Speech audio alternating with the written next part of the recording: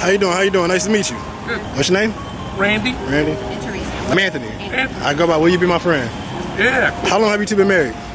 Okay. 16th of this year will be 43 years of marriage. Nah, congratulations, congratulations. How did you two first meet? You want to know the real story or his story? Yeah. I want to hear the real story. The real story is I didn't have a driver's license and he did.